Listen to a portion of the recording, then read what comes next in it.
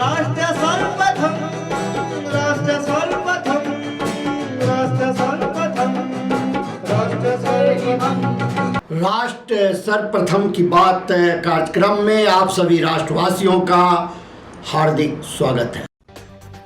तमिलनाडु के CM MK Stalin लगातार केंद्र सरकार को चुनौती देते नजर आ रहे हैं। इसी कड़ी में आज उन्होंने केंद्रीय गृह मंत्री अमित शाह पर निशाना साधा।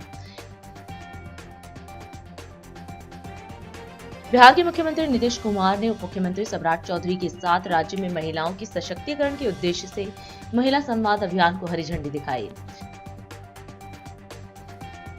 बिहार में इंडिया ब्लॉक के घटक दलों ने राजद के तेजस्वी यादव की अध्यक्षता में एक समन्वय समिति का गठन किया, जो इस साल के अंत में होने वाले विधानसभा चुनाव के लिए एक साझा न्यूनतम कार्यक्रम पर विचार विमर्श करेगी। मामला दर्ज होने के एक दशक से अधिक समय बाद प्रवर्तन निदेशालय ने मनी लॉन्ड्रिंग जांच के सिलसिले में आंध्र प्रदेश के पूर्व मुख्यमंत्री वाईएस जगनमोहन रेड्डी और डालमिया सीमेंट लिमिटेड की 405 करोड़ रुपए से अधिक की संपत्ति अस्थायी रूप से कुर्क कर दी। ईसाई बहुल मिजोरम में गुड फ्राइडे धार्मिक उत्साह के साथ मनाया गया। गुड फ्राइडे ईसा मसीह को सूली पर चढ़ाए जाने पर उनके बलिदान की याद में मनाया जाता है। दिल्ली विश्वविद्यालय के प्रोफेसर अपूर्वानंद झा ने दावा किया कि विश्वविद्यालय प्रशासन ने उन्हें सलाह दी कि वह यात्रा की अनुमति प्राप्त करने के लिए अमेरिका के एक शैक्षणिक कार्यक्रम में उनके प्रस्तावित व्याख्यान का पाठ प्रस्तुत करें। केंद्र सरकार ने केंद्रीय प्रत्यक्ष कर बोर्ड में 4 नए सदस्यों की नियुक्ति की है। अमेठी जिले के भरारला गांव में तेज आंधी तूफान के दौरान दीवार गिरने से मलबे में दबकर 66 वर्षीय महिला की मौत। दिल्ली की मुख्यमंत्री रेखा गुप्ता ने कहा कि उनकी सरकार मानसून के समय राष्ट्रीय राजधानी को जल भराव से मुक्ति दिलाने के संवेदनशील स्थानों पर स्वचालित पंप लगाने और कर्मचारियों को तैनात करने सहित हर संभव प्रयास कर रही है। दिनांक 16 अप्रैल 2025 को Madhup Tiwari special CP law and order zone 2 ने Jatin Narwal joint CP western range की उपस्थिति में पश्चिम जिले के अधिकारियों के साथ बैठक की। उन्होंने थाने के कार्यों का विश्लेषण किया तथा आगामी दिनों के लिए प्राथमिकताओं से संबंधित निर्देश दिए। पश्चिम जिला पुलिस द्वारा नागरिकों की समस्याओं के समाधान हेतु एक जन सुनवाई कार्यक्रम का आयोजन 19 अप्रैल 2025 को किया जा रहा है। यह कार्यक्रम पश्चिम जिले में सुबह 11 बजे से दोपहर 1 बजे तक विभिन्न पुलिस थानों में आयोजित किया जाएगा। इस जन सुनवाई का उद्देश्य आम जनता की शिकायतों को सुनना और त्वरित समाधान प्रदान करना है। कार्यक्रम की अध्यक्षता वरिष्ठ पुलिस अधिकारियों द्वारा की जाएगी और इसमें संबंधित एसीपी व एसएचओ भी उपस्थित रहेंगे। पुलिस थाना नारायणा में जन सुनवाई की अध्यक्षता विक्रम सिंह डीसीपी क्राइम करेंगे। इसमें ACP Mayapuri, SHO Mayapuri, SHO Narayana और एसएचओ इंदरपुरी उपस्थित रहेंगे। पुलिस थाना मोतीनगर में सुबोध कुमार गोस्वामी डीसीपी 8th जन सुनवाई की अध्यक्षता करेंगे। इस कार्यक्रम में एसीपी पंजाबी बाग, एसएचओ पंजाबी बाग, एसएचओ मोतीनगर और एसएचओ कीर्तिनगर मौजूद रहेंगे। पुलिस थाना हरिनगर में लक्ष्मी कंवत एडिशनल डीसीपी वेस्ट कार्यक्रम की अध्यक्षता करेंगी। उनके साथ ACP Rajouri garden, SHO Rajouri garden, SHO Harinagar और एसएचओ जनकपुरी रहेंगे। पुलिस थाना विकासपुरी में Piyush Jain additional DCP waste अध्यक्षता करेंगे। इसमें ACP Tilaknagar, SHO Tilaknagar, SHO Vikaspuri और एसएचओ ख्याला भाग लेंगे। आपको बता दें कि दिल्ली पुलिस ने आमजन से अनुरोध किया है कि वे अपनी समस्याओं व शिकायतों को लेकर निर्धारित स्थानों पर पहुंचे और इस अवसर का लाभ उठाएं। राष्ट्र सर्वप्रथम की बात ललित सुमन के साथ कार्यक्रम में हम आज रमेश नगर डीआईडी न्यूज़ के कार्यालय में हैं और हम आपको आज यह बताते हैं जो एशिया की सबसे बड़ी टिम्बर मार्केट कीर्तिनगर में बड़े पैमाने पर अवैध निर्माण और अतिक्रमण का दौर जारी है और उस अवैध निर्माण और अतिक्रमण की स्थिति ये है कि पुरानी नींवों पर बगैर लेआउट प्लान के स्वीकृति के फ्लोर पर फ्लोर डाले जा रहे हैं और कई प्लॉटों को जोड़कर निर्माण किया जा रहा है और इस दिशा में जेई मानव चौधरी को, एई पवन कुमार को और ई तरुण शंकर आर्या को बाज़ाब्ता इसकी जानकारी पहुंच रही है, लेकिन उसके बावजूद पता नहीं वे क्यों नहीं काम करना चाह रहे, जबकि दिल्ली में सत्ता परिवर्तित हो चुका है। 25 अप्रैल को दिल्ली के मेयर का चुनाव भी होने जा रहा है, जिसकी घोषणा विधिवत हो चुकी है। दिल्ली में भारतीय जनता पार्टी की सरकार प्रदेश में बन चुकी है और सेंट्रल में भारतीय जनता पार्टी की सरकार पिछले 11 वर्षों से है। सवाल यह उठता है कि दिल्ली जो भारत की राजधानी है, अगर वहाँ इस प्रकार से डीएमसी एक्ट का और अन्य कानून का जो उससे जुड़ी हुई है, जैसे अगर एक अवैध निर्माण होता है तो वह कमज़ोर नींव पर जब उसका निर्माण किया जाता तो वह भविष्य के लिए खतरा बन जाता है, क्योंकि दिल्ली भूकंप जोन में आता है और दिल्ली में जब भूकंप के झटके लगेंगे और यह बिल्डिंग धराशायी होगी और इसमें रहने वाले मज़दूर, काम करने वाले मज़दूर या जो व्यापारी वर्ग हैं, जब वे दबकर अपने प्राण को खो देंगे और उस समय जब हाहाकार मचेगा तो आखिर किसे दोषी ठहराया जाएगा। उसी प्रकार जब एक अवैध निर्माण होता है, डीएमसी एक्ट का उल्लंघन होता है, तो उसमें पावर नहीं लग सकता, लेकिन बिजली का लाइन लग जाती है। डीएमसी एक्ट के उल्लंघन करने पर उस प्रॉपर्टी की रजिस्ट्री नहीं होती, लेकिन रजिस्ट्री हो जाती है। फायर सेफ्टी की व्यवस्था नहीं की जाती इन बड़े बड़े इमारतों में, लेकिन कोई कार्रवाई नहीं होता। बोरिंग, जबकि जल दोहन, भूमि से जल दोहन पर प्रतिबंध है और उसके बावजूद लगातार सभी अवैध निर्माणों में जल दोहन हो रहा है, लेकिन उसे देखने वाला कोई नहीं है। शिकायत करने के बावजूद भी एसडीएम कार्यालय द्वारा उसे सील नहीं किया जाता और कई जगह जहां कार्रवाई की भी गई है तो यह संज्ञान में आया है कि वह लेन देन करके उस सीलिंग को खोल दिया गया और वह बोरिंग यथावत काम कर रहा है। उसी प्रकार जब 3 मंजिल की जगह 5 मंजिल का निर्माण किया जा रहा है, तो आखिर जब स्वीकृत नक्शे के हिसाब से 3 मंजिल का निर्माण किया जा सकता है, तो आखिर 5 मंजिल किसके इशारे पर हो रहा है और इस भ्रष्टाचार के लिए कौन जिम्मेदार है। नियमतः पार्ट प्रॉपर्टी के नक्शे स्वीकृत नहीं होते, लेकिन एक पूर्व चेयरमैन करोलबाग जोन ने बताया कि रमेश नगर निगम क्षेत्र के मानसरोवर गार्डन इलाके में पार्ट प्रॉपर्टी के भी नक्शे पास हुए हैं और हो रहे हैं। यह सब जांच का विषय तो है ही। यह एक गंभीर समस्या है कि भारत की राजधानी दिल्ली में इस प्रकार से कानून का मखौल कब तक उड़ाया जाता रहेगा और हम कब तक भ्रष्टाचार पर जीरो टॉलरेंस की बात करते रहेंगे। अगर आप इन समस्याओं के खिलाफ आवाज़ उठाओ तो तरह तरह की बातें होने लगती है। उन संगठित माफियाओं का यह उद्देश्य होता है कि कोई भी उनके खिलाफ आवाज़ न उठाए।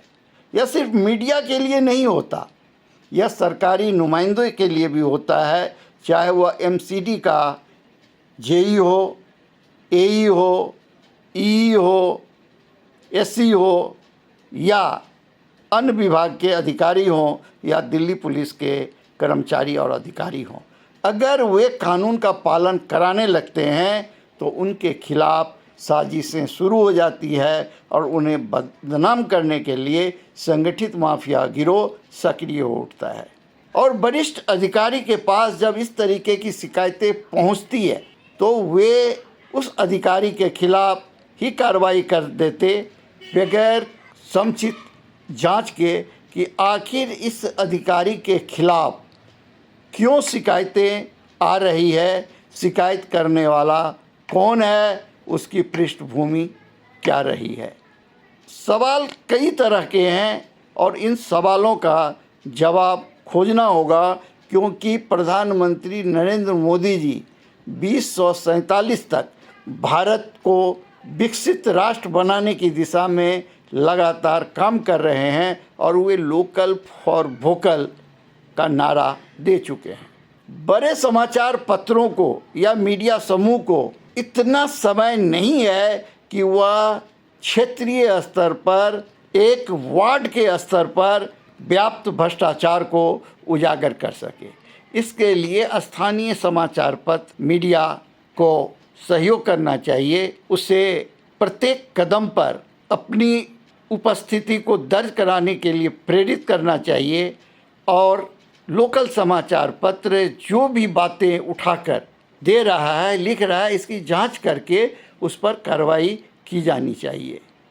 लेकिन ऐसा नहीं हो रहा है, जिसके कारण आज भ्रष्टाचार दिन प्रतिदिन बढ़ती चली जा रही है।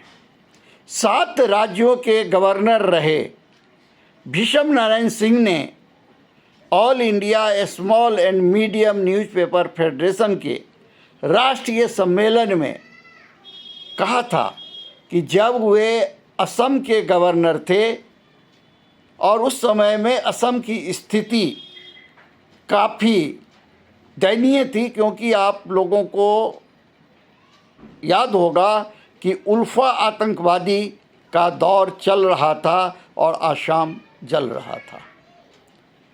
तो उस समय के तत्कालीन राज्यपाल रहे भीष्म नारायण सिंह ने बताया कि वे किस प्रकार से छोटे एवं मझौले समाचार पत्रों में छपी खबरों के आधार पर अपने एडमिनिस्ट्रेशन को सजग करते थे और बहुत सारी समस्याओं का निदान उन्हें मिल जाता था।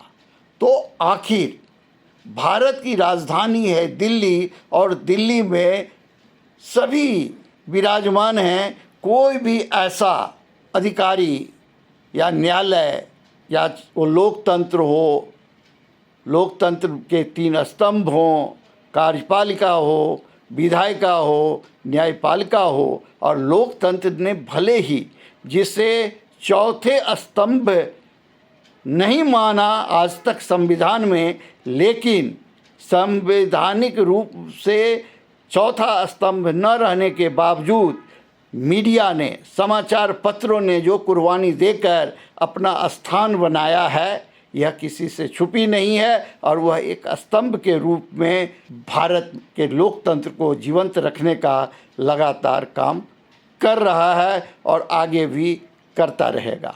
मैं दिल्ली के मुख्यमंत्री श्रीमती रेखा गुप्ता जी से, दिल्ली के उपराज्यपाल वी.के. सक्सेना जी से, दिल्ली के सभी मंत्रियों से, केंद्रीय मंत्री से, गृह मंत्री से और भारत के प्रधानमंत्री से और माननीय राष्ट्रपति और माननीय न्यायालय के सभी न्यायाधीशों से निवेदन करना चाहेंगे कि वे सबसे पहले दिल्ली को भ्रष्टाचार मुक्त कर दें।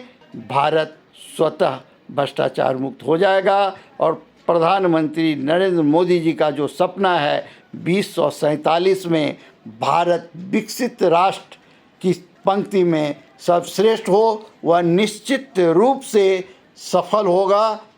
राष्ट्र सर्वप्रथम, वंदे मातरम, जाग उठा है भारत।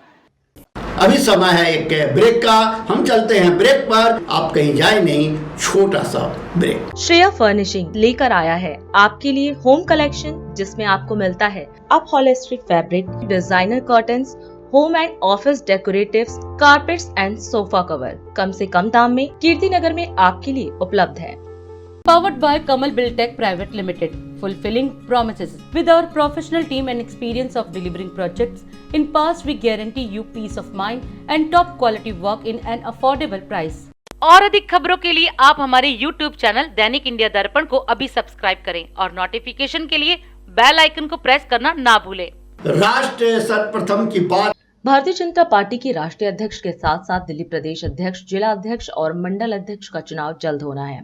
भारतीय जनता पार्टी जब जनसंघ थी और दीपक उसका चुनाव चिन्ह हुआ करता था, तब से लेकर अब कमल चुनाव चिन्ह बनने तक देश की सबसे बड़ी राजनीतिक पार्टी बन चुकी है। जनसंघ से भारतीय जनता पार्टी तक की इस यात्रा में दिल्ली ने हमेशा अहम भूमिका निभाई है, लेकिन 2013 के बाद दिल्ली की जगह धीरे धीरे गुजरात ने भाजपा की राजनीति पर अपनी मजबूत पकड़ बना ली। दिल्ली में 27 वर्षों के बाद भाजपा की सरकार में वापसी हुई है। ये वापसी भाजपा की नहीं, बल्कि केजरीवाल की अकर्मण्यता और नरेंद्र मोदी की गारंटी की देन है। दिल्ली भाजपा की शुरुआत से लेकर डॉक्टर हर्षवर्धन तक जितने भी अध्यक्ष बने, उन्होंने जनसंघ से लेकर भाजपा तक की यात्रा की। मनोज तिवारी, आदेश गुप्ता और वर्तमान अध्यक्ष वीरेंद्र सचदेवा ने भाजपा से ही राजनीति शुरू की और अपने अपने राजनीतिक आका के आशीर्वाद से अध्यक्ष पद तक पहुंचने में सफल रहे। वीरेंद्र सचदेवा के नेतृत्व में दिल्ली नगर निगम चुनाव में भाजपा को बहुमत नहीं मिला था, लेकिन निगम चुनाव के बाद केंद्रीय भाजपा नेतृत्व ने दिल्ली की बागडोर अपने हाथ में ली और रेखा गुप्ता आज दिल्ली की मुख्यमंत्री हैं। अब आप स्वयं भाजपा और जनसंघ के प्रदेश अध्यक्षों को देखें और तय करें पहले और अब में क्या अंतर है। दिल्ली की मुख्यमंत्री रेखा गुप्ता ने आज जल भराव की समस्या को लेकर मिंटो ब्रिज अंडरपास का निरीक्षण किया। उनके साथ पीडब्ल्यूडी मंत्री प्रवेश वर्मा भी मौजूद थे। मुख्यमंत्री ने बताया कि संवेदनशील इलाकों में स्वचालित पंप लगाए जा रहे हैं और कर्मचारी तैनात किए जा रहे हैं ताकि मानसून के दौरान जल भराव की समस्या न हो। उन्होंने भरोसा दिलाया कि दिल्ली सरकार समयबद्ध तरीके से सभी जरूरी कदम उठा रही है। आज वाटर लॉगिंग के जो दिल्ली का सबसे मेजर पॉइंट है, उसको देखने के लिए हम लोग यहाँ आए हैं। और ये जो मिंटो ब्रिज, जहाँ पे आप देख रहे हैं कि एक निशान, ये निशान इस लेवल पर है जहाँ पे पूरी की पूरी बस डूब जाया करती थी। पिछली बार तो पंप भी पानी में डूब गया था, ऑपरेटर पहुँच ही नहीं पाया था। इस बार समयबद्ध तरीके से सरकार तैयारी कर रही है कि दिल्ली को वो भयानक वाटर लॉगिंग देखनी ना पड़े, उसका समाधान हम लोग समय से कर लें।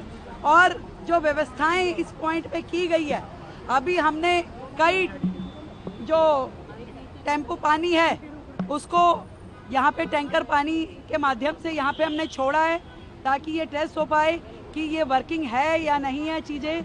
और ऑटोमेटिक पंप अब यहाँ पे लगा दिए गए हैं कि एक लेवल पे पानी आते ही तुरंत वो जो पंपिंग स्टेशन है वो काम करना शुरू हो जाएगा। उसमें ऑपरेटर की ज़रूरत भी नहीं है, फिर भी यहाँ 24 घंटे के ऑपरेटर रखे जाएंगे उस रेनी सीजन में, ताकि एक भी बूंद पानी जमा ना हो। और वो पूरा 2.5 किलोमीटर का एक पाइपलाइन, बड़ा पाइपलाइन छोड़ा गया है जिसको कि दूर ले जा कर के पानी को डाला जाएगा।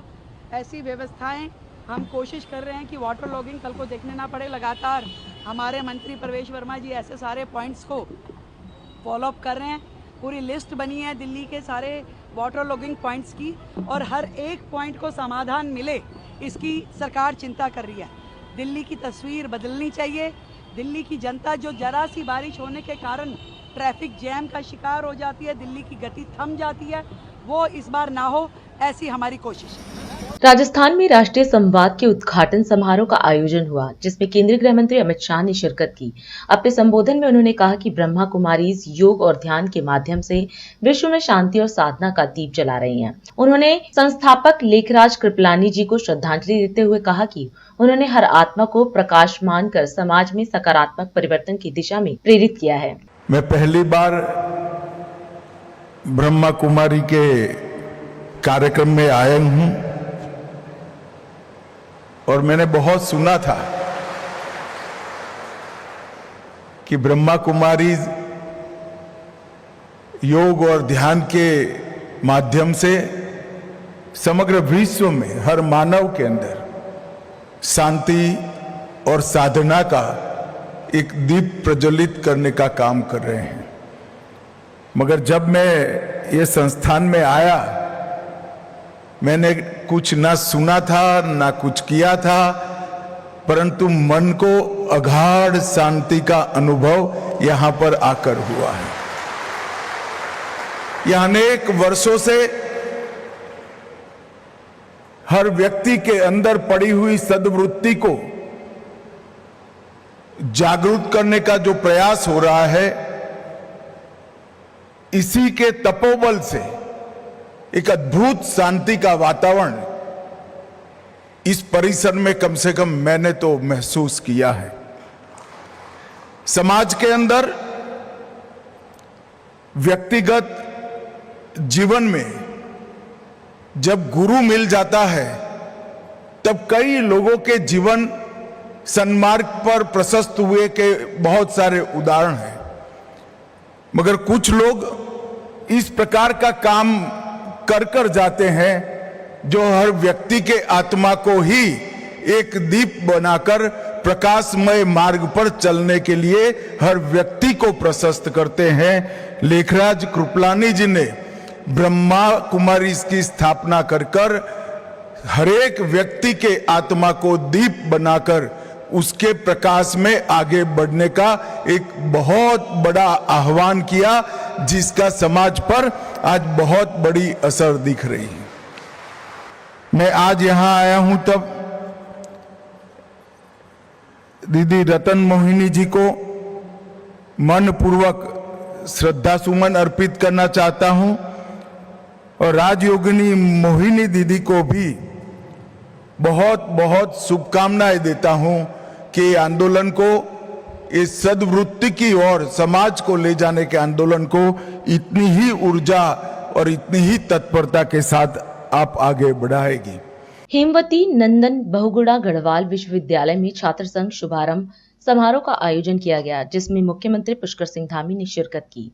इस दौरान मुख्यमंत्री ने विश्वविद्यालय को ज्ञान, संस्कृति और प्रकृति का अद्भुत संगम बताया। उन्होंने कहा कि 1973 में स्थापित यह विश्वविद्यालय गढ़वाल क्षेत्र के छात्रों के लिए उच्च शिक्षा का एक प्रमुख केंद्र रहा है। मुख्यमंत्री ने बताया कि पीएम मोदी के मार्गदर्शन में राज्य सरकार उत्तराखंड को शिक्षा और नवाचार के क्षेत्र में अग्रणी राज्य बनाने के लिए लगातार प्रयासरत है। भाइयों बहनों, ज्ञान की तपोभूमि के रूप में विख्यात इस विश्वविद्यालय में उत्साह और ऊर्जा से ओत-प्रोत आप सभी युवाओं के बीच में आकर मुझे अत्यंत हर्ष की अनुभूति हो रही है। और सच में मैं जब भी किसी छात्रों के कार्यक्रम में जाता हूं, युवाओं के कार्यक्रम में जाता हूं, तो अपने आप में एक नई ऊर्जा का अनुभव होता है। हिमालय की सुंदर घाटी में अलकनंदा के तट पर स्थित ये विश्वविद्यालय शिक्षा का एक ऐसा मंदिर है जहां ज्ञान, संस्कृति और प्रकृति का एक अनूठा संगम देखने को मिलता है। 1973 में स्थापित ये विश्वविद्यालय पूरे गढ़वाल क्षेत्र के विद्यार्थियों के लिए उच्च शिक्षा का एक महत्वपूर्ण केंद्र रहा है। आज जहां एक और ये केंद्रीय विश्वविद्यालय के रूप में देश में अपनी एक अलग पहचान बना रहा है, वहीं इसका छात्र संघ ऐसे अनेक जुझारू और संघर्षशील छात्र नेताओं को तैयार कर रहा है जो भविष्य में देश और प्रदेश की दिशा और दशा तय करेंगे। आने वाले समय में तमाम प्रकार के निर्णय लेने वाले इस विश्वविद्यालय से निकलेंगे। मैं छात्र संघ के सभी पदाधिकारियों से आज के अवसर पर यह कहना चाहूंगा कि आपके विजन में केवल उत्तराखंड की ही नहीं बल्कि पूरे भारत की आकांक्षाएं समाहित होनी चाहिए। एक बड़ी सोच होनी चाहिए, दूरदृष्टि होनी चाहिए, भविष्य का एक विजन आपके सामने होना चाहिए। क्योंकि हम अगर कोई विजन बनाते हैं, जैसा हमारा मन होता है उसी प्रकार से हमारे सभी क्रियाकलाप हो जाते हैं। वो लक्ष्य हमारे सामने आने लगता है, हम लक्ष्य की दिशा में आगे बढ़ना प्रारंभ कर देते हैं। युवा साथियों, आप सभी के बीच आकर मुझे भी अपने छात्र जीवन की कई बातें आज याद आ रही है। बहुत सारा स्मरण हो रहा है। जब मैं भी छात्र राजनीति में सक्रियता से प्रतिभाग किया करता था, उस समय का स्मरण आज आप सबके बीच में आकर हो रहा है। मेरे व्यक्तित्व विकास में भी छात्र राजनीति का महत्वपूर्ण योगदान रहा है, क्योंकि छात्र संघ आपके भीतर एक नेतृत्व और जनसेवा की भावना को जागृत करने का कार्य करता है। और मैं अपने अनुभव के आधार पर यह कह सकता हूं कि सच्चे अर्थों में नेता वही होता है जो विरोध के साथ समाधान भी दे।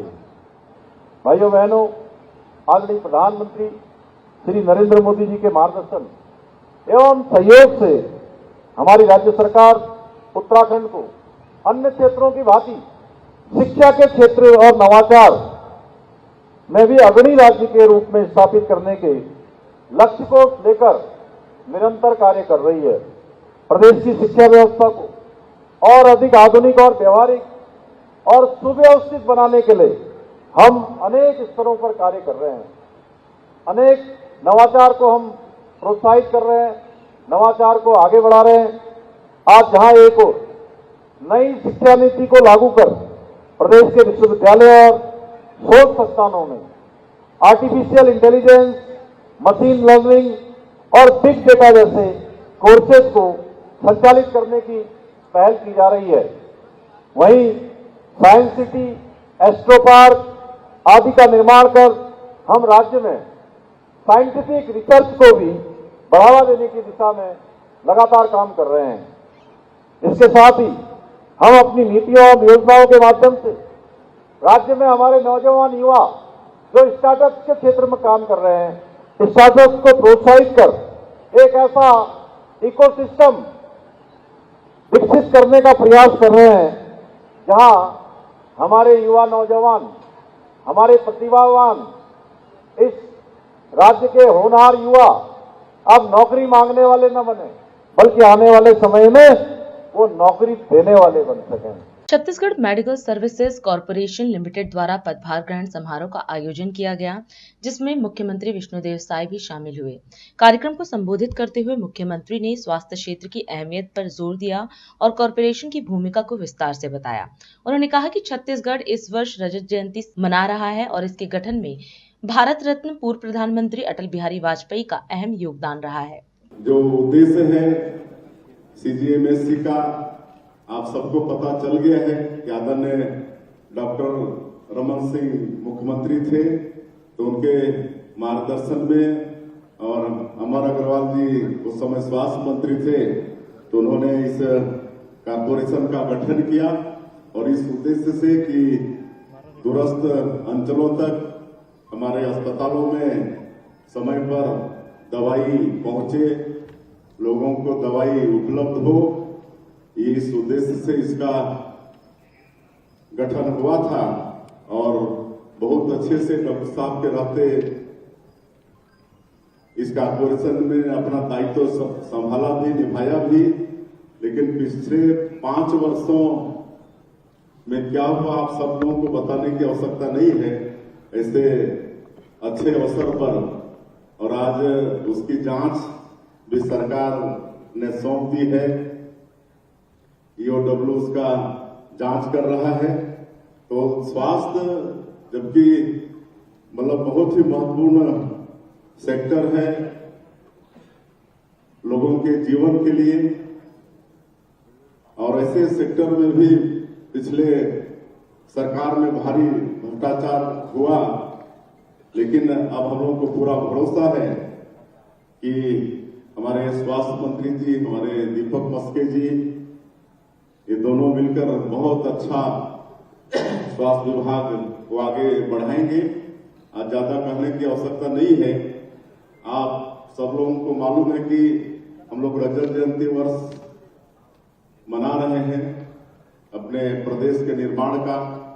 25 साल हो रहा है छत्तीसगढ़ निर्माण का, और आप अगर कल्पना करेंगे कि छत्तीसगढ़ का निर्माण जब हुआ 1 नवंबर 2000 में, श्रद्धेय अटल बिहारी वाजपेयी जी ने, भारत रत्न श्रद्धेय अटल बिहारी वाजपेयी जी पूर्व प्रधानमंत्री जी ने छत्तीसगढ़ राज्य का निर्माण किया। उस समय स्वास्थ्य की क्या स्थिति थी? शायद एक मेडिकल कॉलेज उस समय पूरे प्रदेश में होता था, लेकिन डॉक्टर साहब के 15 वर्षों के कार्यकाल में आज वो 13-14 संख्या हो गई है मेडिकल कॉलेज की।